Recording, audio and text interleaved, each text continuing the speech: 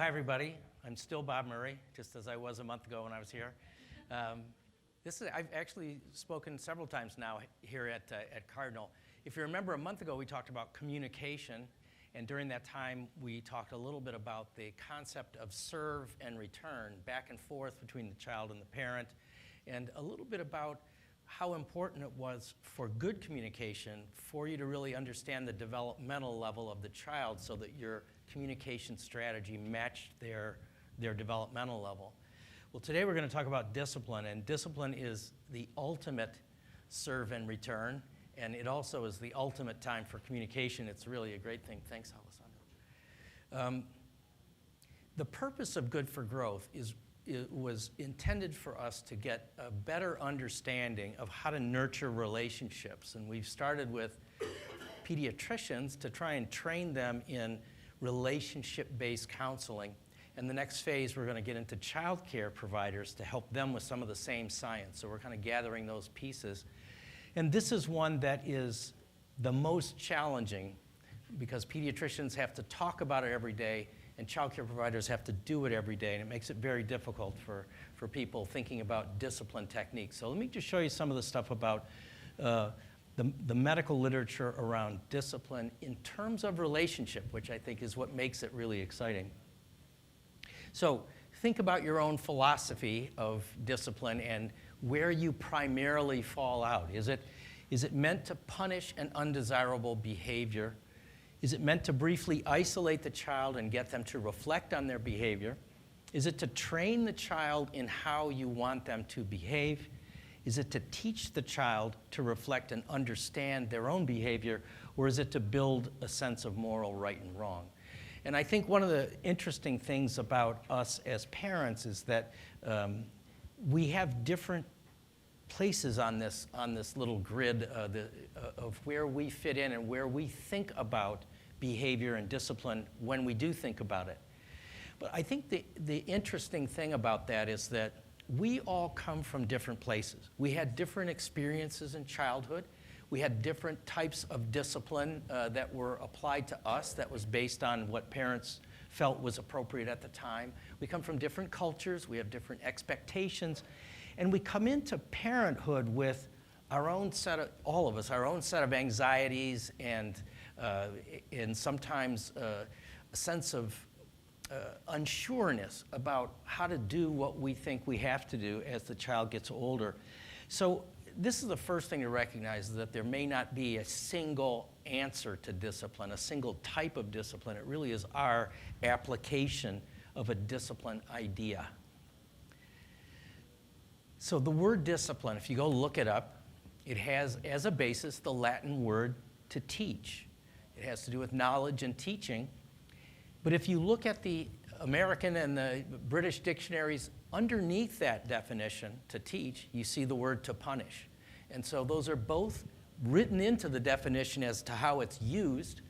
But I think it's interesting that the relationship-based discipline, really more than any other I've ever read, focuses on this business of teaching with discipline as opposed to either punishing or just altering behavior for the sake of changing the child's an individual behavior. So the purpose of discipline in a relationship-based way is to stop a particular behavior and get a different way to act, but also to build the child's character. And that is a really new and fundamental change from the way I was taught discipline as a pediatrician back in the 70s and 80s. So here's kind of the different discipline approaches that I've seen in my lifetime. Here's the old tried and true that goes back to Neanderthal times, where people use spanking or some other version of corporal punishment. And from a relationship perspective, the reason that this does not work to get where you want to go with discipline is that it's an immediate reaction. It isolates the child. It's a form of humiliation for the child. It induces fear. It ruptures the relationship between the child and the parent. And ultimately, I think what's most telling is it focuses the child's reflection on the parent's behavior.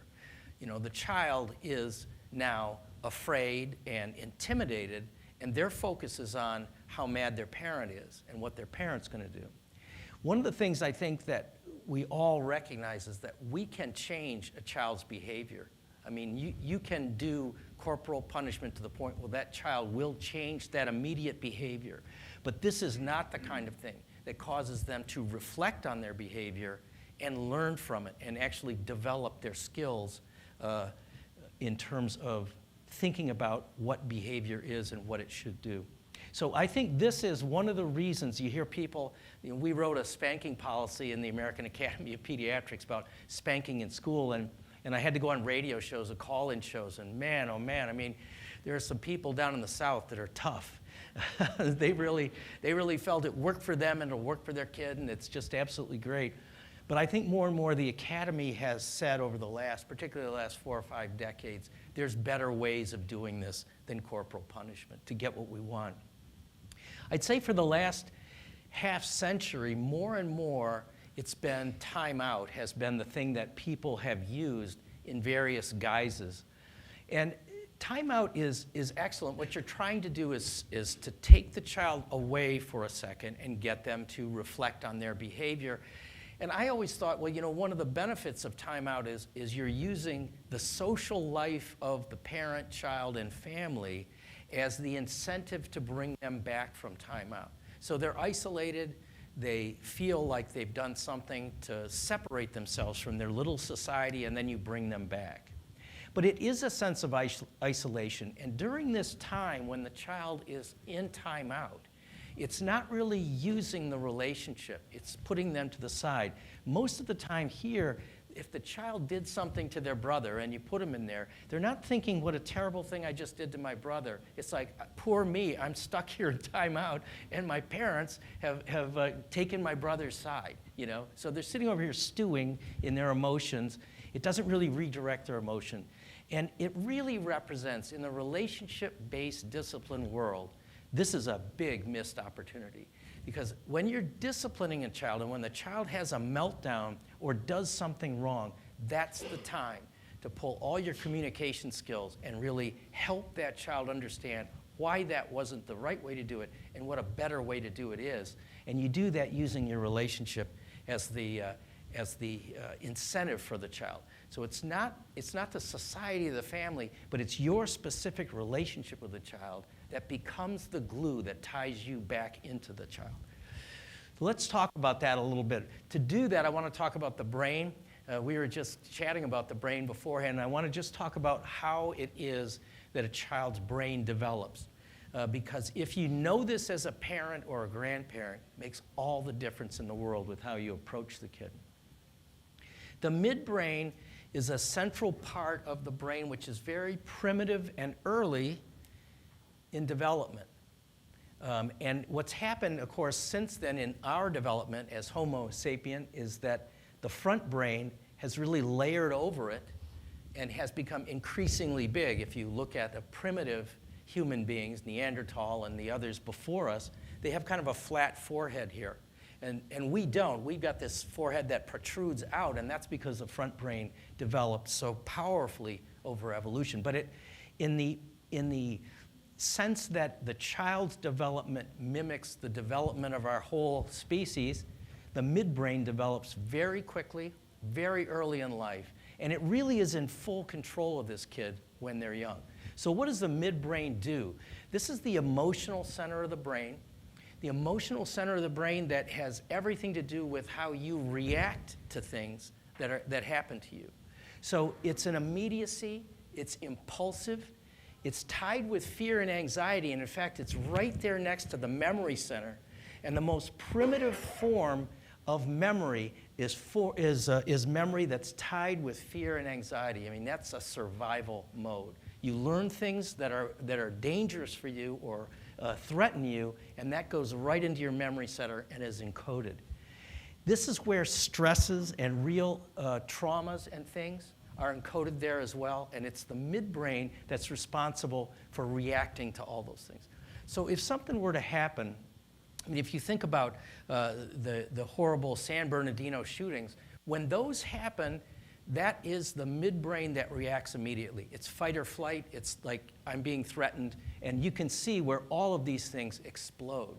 Well, in a little kid, as they're developing and they're going through year 1 and into year 2, it's the midbrain which has grown very quickly and is in full control. So this is the child's wiring in the brain. And so anything that stops them, frustrates them, challenges them, goes against the way they think the world should go in this immediate minute, they have an explosion of midbrain activity. And you can see it. I mean, they drop on the floor at Myers and start squealing, you know. You got $500 of groceries and the kid's on the floor, you know. Perfect time for your discipline techniques. So here's the second thing. So this is what happens. There's an event, and they lose control, and then they have this meltdown. And what I think you learn the more you read about the brain and the development of the child, the more you realize that this is for them as bewildering as it is for you. I mean, they just had an emotionality that just flooded over them and took over. Their behavior, that this kid doesn't know why he's flopping on the slide. He wants to stay on the slide and play, but he doesn't know why he's yelling and screaming any more than his mom does. And when you realize that that flood of emotion has overtaken the child, it's much easier to deal with this child, because now you know that it's going to take some nurturing, and it's going to take the relationship to bring this back into control. So once you see that midbrain in action and you recognize that it is the midbrain that's playing the role, then there's a lot of things you can do. The thing that's going to take over eventually and change that child from a midbrain perspective is going to be as the front brain begins to develop its kind of overlording. It is called executive function, and the executive functions are exactly that. It's the executive branch of the brain. It's the one that controls everything that you do. I like to say that, you know, to audiences like this, when I speak to doctors and dietitians and teachers, you are here because you have a very strong front brain.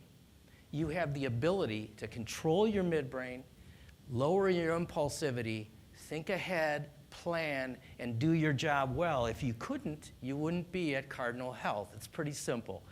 So you've got to be able to pick up these things, and the thing you've got to recognize about the front brain is it takes practice.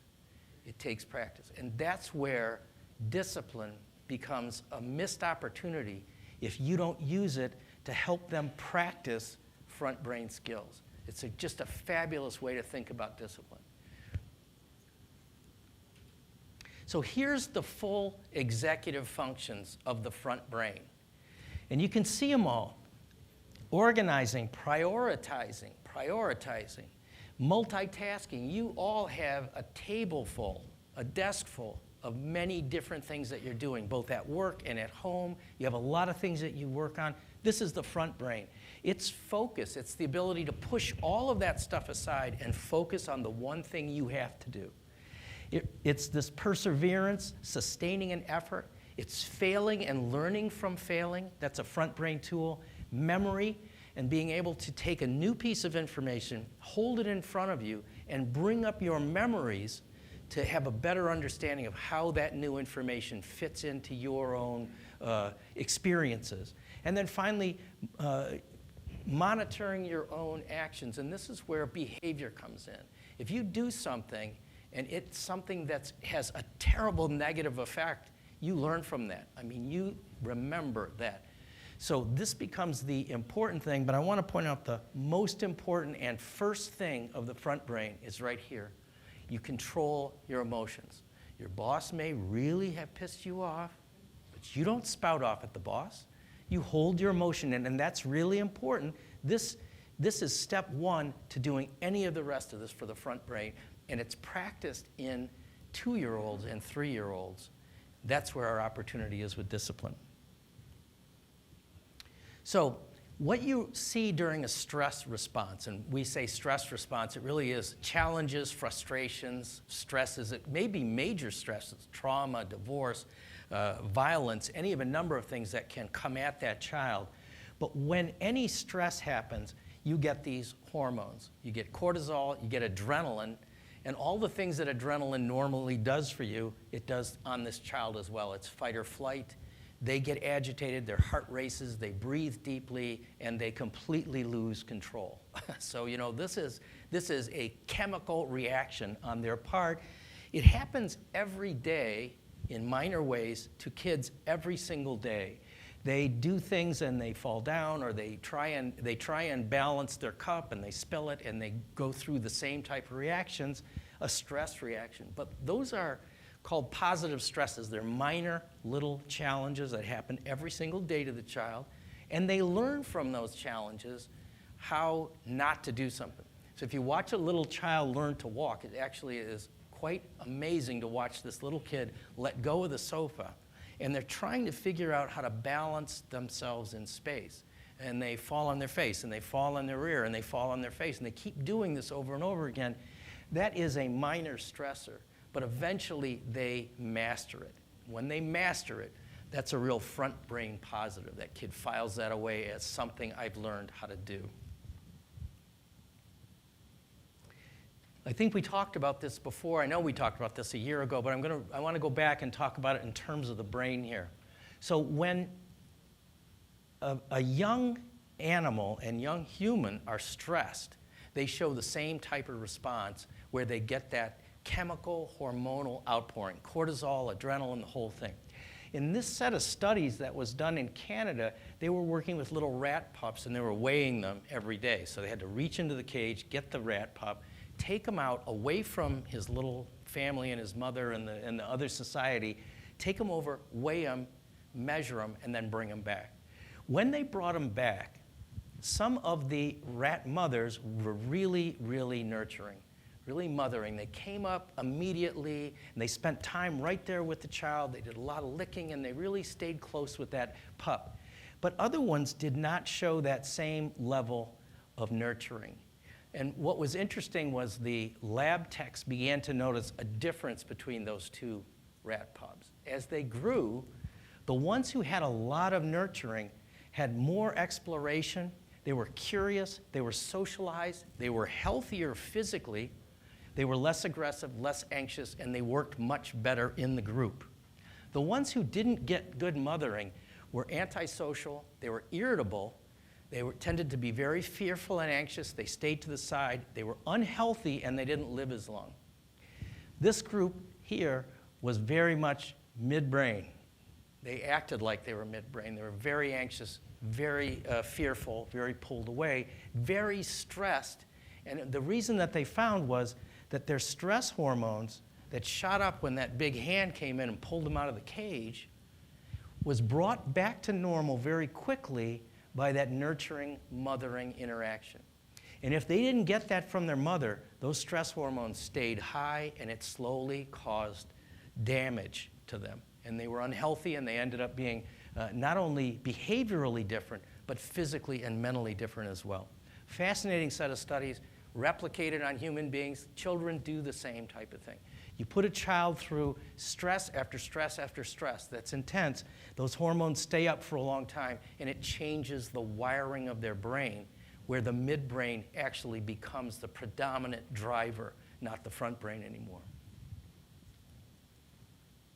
So to get back to discipline, because we did a little segue off into the brain, we're trying to get the front brain activity here trained in the child.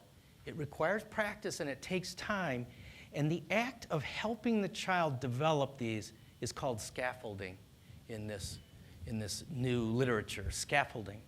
And what it says is that the parent is actually, during everyday routines, watching the child, very responsive. We talked last month in communication in terms of back and forth, serve and return, very responsive to the child and their exploration of objects and then language. In this case, you're doing the same thing. You're highly responsive to them. You're encouraging, you're interactive, and you're playful. And you actually try and bring these traits to bear on the child as they're developing, in the hope that you can train these traits to come out. These are skills. You're going to train them to do that. How do you do that? Well, you start first by recognizing that discipline is a unique form of serve and return. It does exactly the same thing emotionally that you will do, and cognitively, let me go back, emotionally and cognitively, as we talked about last month in terms of linguistics. You got a child looking at an object, we talked about a yellow or an orange ball, and when they look at this, they don't know what that thing is. It's a thing.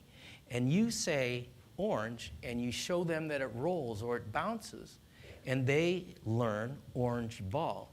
What I talked about last month that I find astonishing is that you'll say that to a child, 9-month, 10-month, 11-month, and they say ball and then orange ball. But within just a few months, they've learned that it's not just the orange ball. It might be a ping pong ball or a basketball. It could be a golf ball. They're all balls. They have gone from knowing a concrete ball to an abstract concept of what ball means. I mean, that is an astonishing leap of cognitive development. So what you're trying to do is use that same scaffolding technique, that same back and forth. You want to use that for cognitive development, social development, and emotional development as well. And that's where discipline comes in. So the problem with corporal punishment is that it fires the midbrain a second time. So the kid has a meltdown and has had an explosion of the midbrain, lost control, is in the middle of Myers in a puddle on the floor, and you blow up, and the kid has a second stress reaction. And so their hormones go up again. And the problem with that is that is not going to be a child who's going to be able to talk with you, interact with you, and understand discipline. And frankly, when you blow up, you're not in that position to teach them either. And that's one of the things you realize is that when this is not a learning environment for either one. I want you to just look real quickly at this because here's a dad who's screaming, pointing, looking down at the kid, kid's cowering in the corner, not a teachable moment. And this guy's, look at this, fists are locked, screaming, face turning red, not a teachable moment. What this is doing is this is drawing a fear reaction out of both of these kids. And that's midbrain, and that's not what you want to wire in your child's brain. So how do you respond in a very stressful situation as a parent? And I think what's been interesting is the first thing to understand is understand the development. What is the child going through? And then 2, move yourself and the child from a reactive state to a receptive state. You can't talk with them about their behavior when you're both exploding. And that's a very important first step. What some of the child psychologists have said, and Jane Nelson is one of them, I put her here and put some websites for you here as well, is to use a positive timeout to get them from a reactive state to a receptive state. How do you do it? She says what you do is you use timeout, but in a whole different way. Now what you want them to do is you want the child to find a space, some corner, where they've got their blankie and their teddy, and they've got the favorite book, and they've got a space, and that's their personal space. And so what she would say if a child blows up in the home and has a temper tantrum is, do you need to go to your space? Do you need to go someplace and calm down? And so they go there, and the kid spends a moment there, not reflecting on what a bad kid he'd just been and his behavior, but just trying to get the kid to self-soothe and calm down. That step of having them calm down and learning how to do it themselves is one of the fundamental first steps in front brain development. How do you control your emotions? Here you just train them in how to do that. So the first thing they do is the parent puts them in their safe spot, but doesn't disconnect from them. It's not an isolation. Parent sometimes stays right there with them, but they're surrounded by all their stuff, and they're calming down. That's the first order of business. The second thing is for parents to think about, why did my kid do that? Because that little temper tantrum, that meltdown was a form of communication. He just talked to you. He just told you something. And why did it happen? What happened? And how do I fix it? You know, what you need to plan, essentially, of what it is you're trying to go about. What's interesting about kids when they're having these temper tantrums is there's usually a reason, and most of the time the parents can say it. I've had my kid in Myers for 2 hours. They hit the wall. They're bored to tears. You know, they've been in the car. They're in school all day. They're tired. They're frustrated. You know, they've had a rough time. And so if you can understand why the child did it, it's a way of you self-calming and having a better understanding of where the child is and then what it is you're trying to communicate with them. This is absolutely fundamental. So the first thing you have to do is calm yourself down and understand why your child is doing this. But the next thing is to fix your body language. You know, fix your body. You're not talking down at them, get down to eye level. You're fixing your facial expression, so get all the redness out, and the bulging eyes need to go back in your head. Talk eye to eye, most importantly, touch them. This is where the relationship comes in. You've just told them when you touch them that the relationship is strong. They didn't do anything to sever that, and that you're now gonna talk with them. You're calm, they're calm. You're gonna talk with them about that behavior and listen to them when they talk. This was one of my cardinal sins as a parent, is I just talk too much. And in this discipline thing, what you're trying to do is get back to that serve and return, that serve and stuff. So you talk to them, you touch their hand, you say in a soothing voice, what happened, and then you shut up. And you let them tell you what happened from their perspective. Why do you think that happened? Are you tired? Are you frustrated? Are you hungry? You know, what is it? And have the child begin to think about their own feelings and be able to say what their emotions are. Front brain, very front brain. Now they're able to start saying words to represent what they feel inside, and you're training them to do a front brain thing. So this is absolutely basic. It's a dialogue, not a monologue. Calm yourself first, and then fix your face.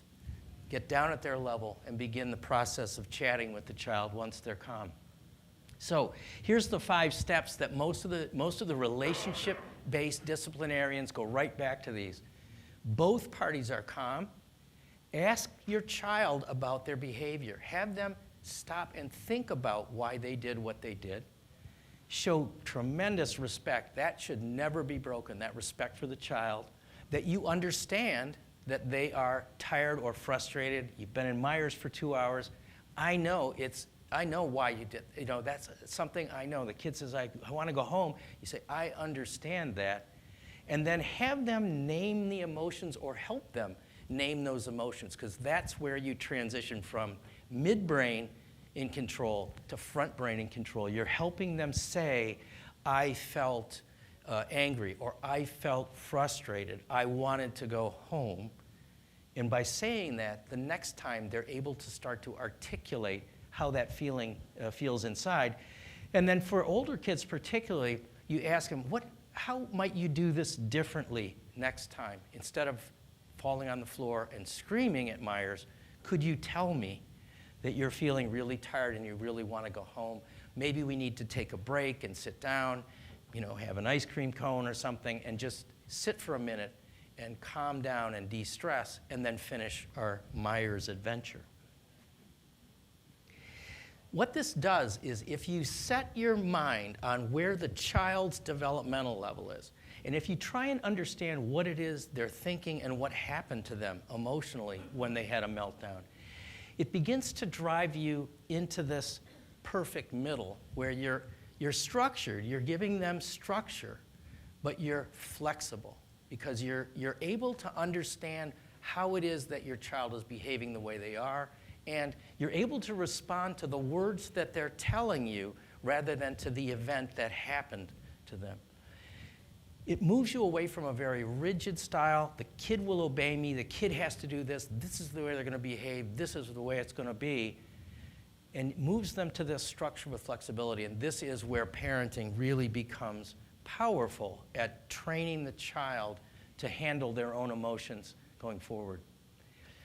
So the older child may be the most important place. This is a fascinating thing. So the midbrain grows really quick, and the front brain slowly takes over, and you think, I am in the clear. The kid's now 4 or 5, they're talking to me, life is good. And then they hit adolescence, and the midbrain does it again. It grows again really fast. They're very emotional. They're very impulsive. They don't think forward. They don't analyze what they do. The midbrain grows a second time. And a second time, the front brain, in a much more sophisticated way, the front brain has to be trained to take over for the midbrain again. So it's another chance, and maybe an even more intensive and important chance to practice that discipline, relationship-based discipline technique.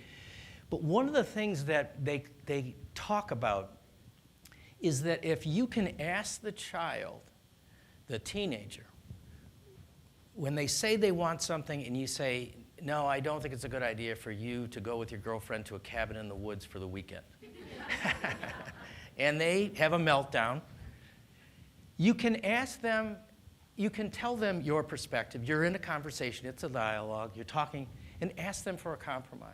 And to the extent possible, bend to match that. Because what you're doing is you're saying to them, let's think this through together. These are my objections. This is your desire. Now let's see if we can figure out what might work well. Maybe we bring the girlfriend on a ski weekend when we go as a family that's coming up in a few weeks, and that would work out better. You're chaperoning, you bend, but you didn't break your structure around the child. This is a really important piece of front brain training for teenagers. It requires a lot of skill, I think, to do adolescence well. Here is what Siegel is a child psychiatrist and Bryson a child psychologist, and they've written some books. This one's called, a brand new one actually came out just this year, called No Drama Discipline. Really talks a lot about relationship-based, and he's one of the ones that's really been promoting this in the last couple of decades. If you want to see some interesting YouTube videos, he has a number of them that kind of talk about these different parts of challenges of childhood. But this is what they call redirect. One of the principles that they try and do is to help the child redirect their behavior. So these are the things they try and get parents to keep in mind. One, reduce your words. Stop talking long enough for the child to talk to, and then listen to what they say. Embrace your own emotions, and of course that's really what you're asking your child to do. Describe what you saw happen, but don't preach about it. And then involve your child in the discipline is that thing where even a young child, you're asking them, tell me what we should do. How can I make this easier for you? How can I make you more comfortable? Do we need to take time out or something and sit down together in order to make you feel better? Reframe a no to a conditional yes, particularly for teenagers, and emphasize the positive. We have a tendency to be really reactive, particularly in young kids, without really showering our attention on the behavior that we want. We have a tendency to be reactive against the behaviors we don't want. So one of the important things is when they are doing the things that you want them to do, particularly after you've disciplined them, you want to just pour attention on them at that time. Emphasize positives that they do. Creatively approach each situation. Once you understand where your child is coming from developmentally and you have a feeling for why that child acted that way, then it makes it much easier to start being creative about how you want to apply discipline. And then this is really the front brain piece of it. You're trying to train the child to have insight into their own emotions and behavior and to have empathy for what other things have. So if they came in and disrupted the whole class, you want them to understand why they did that, what it was they did, but also you want them to understand what that meant to the other kids as well. And that is something that takes time for a child to develop. They have to practice empathy. It's not a natural thing for a young child to think about other people, or teenagers for that matter. I want to talk a little bit about ADHD. This is it's a separate literature on disciplining ADHD kids, as you might imagine. But what's interesting about it is that the application of these will work for any kid, and sometimes it's the right thing to do for kids. But in this case, in ADHD, they're dealing with kids who have a tendency to be very impulsive and highly distractible. So they are kind of stay in a midbrain kind of developmental area. It isn't that they don't understand what to do, and it isn't that they don't understand the difference between right and wrong. It's just that they're very impulsive, and the midbrain keeps pushing through. So they have an inability to manage space and time, but it's a disorder of performance, not a skill and not a knowledge. They know, but they just have difficulty. So they have a real problem with delaying a response. They are so immediate that you have to kind of nurture them through that. So some of the things that they talk about for kind of the kid who is very impulsive is to set up daily routines and practice them. One of the points that's made is you can't talk to them about it and then have them go out in public or school or whatever and have them simply do it. You have to practice it. So this is, again, just like we were talking about for the toddler, you're trying to practice front brain skills by setting up things in the home in daily routines that actually emphasize their abilities to control their impulsivity and work their way through things one at a time. You have to have very clearly described limits. Their day and their activities have to be much more structured than you might otherwise have to do for a child who's a little older. And they thrive only in a predictable situation. When the situation is unpredictable for a child with this kind of impulsivity, they simply are out of control. They can't use their front brain effectively to know what to do and what's going to happen. So one of the things you do is you make sure that their world is very routine, structured, and principled. So this is one of the things the relationship-based people talk about in terms of ADHD is use time in before you use time out.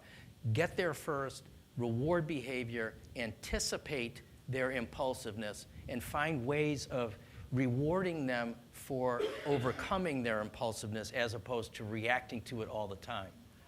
Be positive, not negative. What do you want them to do, not what do you want them not to do? So you don't want to follow them around telling them, don't do that, that drives me nuts, you're killing me. You want to go around and tell them, in this situation, I want you to do this. This is really important. You do this. You know, sit still while we're at dinner, that type of thing. This is a biggie, and I was also guilty of this as a parent. It's not a question, it's an action. And I think we all do this. If you say, you know, Danny, will you go set the table? No. You asking me? No.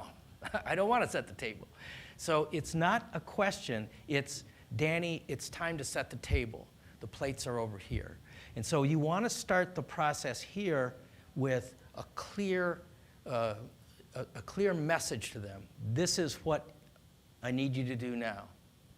And then offer them an opportunity to do step one. You can do the silverware first, or you can do the plates first. What do you want to do?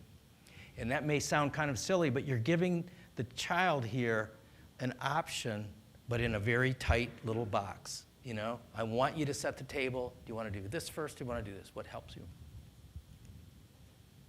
This is some of my favorites from this, and the more you read of these papers, the more little ideas you get from them about this.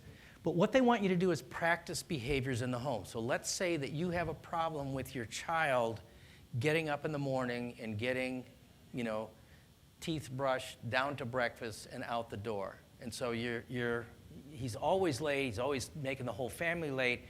That's a great behavior. I'm going to work on that behavior first. Sequence the action into steps. One of the problems with impulsive kids and these kind of midbrain kids is that you're asking them to lay down a series of things, beginning with, you know, X, Y, Z, and they see just a long list of stuff that looks overwhelming. So what you do is you focus on X and make it very simple. You need to do this, and you need to get up in the morning, change out of your jammies, put on your clothes, and go to the bathroom. Then in the bathroom, I want you to brush your teeth. I want you to, you know, take a drink of water and then I want you to come downstairs. Then when you come downstairs, and so you've broken it into little segments. It has 1 or 2 steps, pretty simple. You can give this to them in to-do lists, and this is really great for chores. Now, I need you to do these things. And this is a great one. Instead of hectoring them and following them around, pecking on them all the time, ask them, how many reminders are you going to need to get the table set? Is it going to be 1, 2? How many times you want me to bug you? And the kid, if he says, I don't want you to bug me, then the parent will say, okay, I'm going to set an egg timer here. I need that table set in 10 minutes, and you have an egg timer. And this is a very powerful tool. It's an objective nagger. It's an objective nagger of the child. So you put that thing off to the side, and it sits there ticking, ticking, ticking. The kid sees it. Oh, my God, the thing is just bugging the hell out of this kid. And then it goes ding, and it's got to be done by then. So you don't have to do the nagging. Your job here is to ask them, that's that serve and return, it's that dialogue. Ask them, what does it take? What do you need from me to help you to get the table set? And then you give them things that help them do it. Reinforce stuff, but don't bribe. That was one of the ones. It's not like, gosh, if you set the table, I'll take you to the zoo. It's, you can reinforce it and say, this is really great, particularly if you do social reward, attention. Attention is a parent's most powerful tool. We don't use it properly. Use it for the times when the child does what you want them to do, positive behavior. These are some of the visual cues they use because these kids respond very well to visuals. Timer, like we talked about, checklists, sticky notes. Man, I mean, you'd have sticky notes over the whole house with ADD. But they do a lot of things, and one of the things that I noticed that's coming up now with social stuff is they're using text to the kids and phone alerts to the kids to remind them that they have some things they have to do. So if they're supposed to go to the library and take the book back, they'll send them a text at a certain time. Bong, they come out of school, it says, go to the library, take the book back. So these kind of things, before and after pictures, when they clean their room so that you've given them a visual reinforcer. These are the kind of things that make a big difference to these kids because they can see what they did after you've walked them through step by step on getting the room clean. So keep in mind what it is we're trying to do. We're trying to build a kid who has strong social and emotional skills. This is the same thing we talked about last month about communication. We want them to have a certain self-awareness, self-management, social awareness, good relationship skills, and responsible decision-making. And that is the front brain working very, very closely together to make sure that this child is able to not only control their emotion, but understand their emotions, articulate their emotions, and be able to work with others around them. And so this is a skill that this is what the basic nature of parenting is to guide a child in this direction. And what I like about relationship-based parenting is it really, really tacks to getting this done from day one. You're constantly working with that child to move them to this position. So, promoting relationships, these are the themes that we are talking about on a number of different things, and we will be talking about in the months to come. You've got people coming we're going to talk about pregnancy in January. We're going to talk a little bit about toxic stress and how to manage it in February. And then you're going to have an excellent colleague of mine, Becky Baum, who works in developmental pediatrics. She's going to come and talk about common behavioral problems in March. And again, it'll be a little bit deeper into discipline, behavior, communication, and the like. But the basic things we talk about is that this isn't something you carve out. This is something you do every single minute of the day. You take an opportunity in the car, in Myers, wherever you happen to be, and you practice the serve and return, a communication style. Your job is promoting executive function. You use established routine, and then you try and be playful with your affect and your emotion while you read, while they're developing their motor skills. Everything you do is to try and help them get better. That's the real nature of parenting, the real core of parenting. So this is I think that's the final one.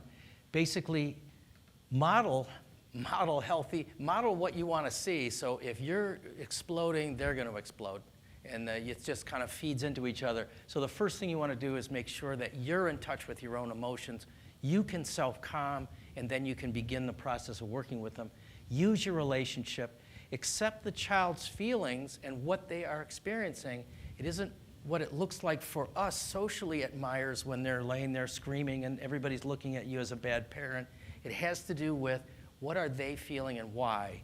And that's your relationship coming into play. Shape behavior without punishment. I think if you stop thinking of discipline as a punishment and you start thinking of discipline as a guide where you're trying to shape their behavior, it makes a much different things.